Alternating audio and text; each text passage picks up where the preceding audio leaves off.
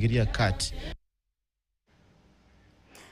Uhuni ulioje. Tukiachana na hayo ni kuwa mataifa katika ukanda wa IGAD yanakabiliwa na tishio la hali mbaya ya anga, huku ukanda huu ukitarajiwa kupitia kipindi cha mvua kubwa kufuatia ukame uliokithiri. Taarifa za wataalamu wa hali ya hewa zinaashiria uwezekano mkubwa wa kujiri kwa El Nino, huku zaidi ya watu milioni 24 wakikabiliwa na uhaba wa chakula. Kenya pekee inakadiriwa kuwa na zaidi ya watu milioni 1.5 walio katika hatari ya mafuriko, wakati nyumba 4.5 zikitarajiwa kuathiriwa na maporomoko ya udongo. Serikali na viongozi katika ukanda huo hivi sasa wanashinikizwa kuchukua hatua za haraka za kujiandaa na kupunguza athari za janga hilo. Mwanahabari mwenza Hezron Kimari anaripoti kutoka jijini Kigali, Rwanda. Tahadhari ya hali ya hewa imetolewa.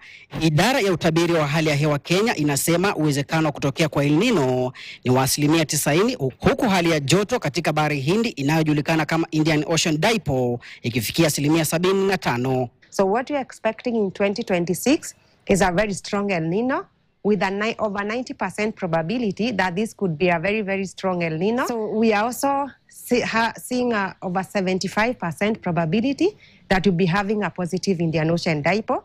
Mvua hizi zinatarajiwa kuathiri maeneo mbalimbali, huku zaidi ya watu milioni 1.5 wakitarajiwa kuathiriwa na mafuriko. El Nino is not the only factor that brings us above average rainfall. We also have what you call the positive Indian Ocean Dipole. Itaathiri Mandera, Wajir, Garissa, Tana River na Coastal Region.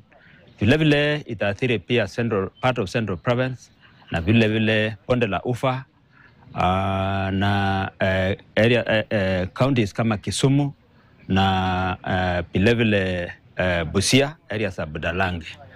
Ile kitu himisa sana ni wananchi wajiathari. Maeneo yanayotarajiwa kuathiriwa ni pamoja na Murang'a, Elgeyo Marakwet, West Pokot, Kiambu, Baringo ambayo yanatarajiwa kupata mvua kati ya milimita 20 na 50. Kate northeastern part of the region will be quite enhanced, receiving a lot of rainfall. It is a dual thing. So they normally say flood is not a bad thing for them. It's good news because they'll harvest quite a number of water.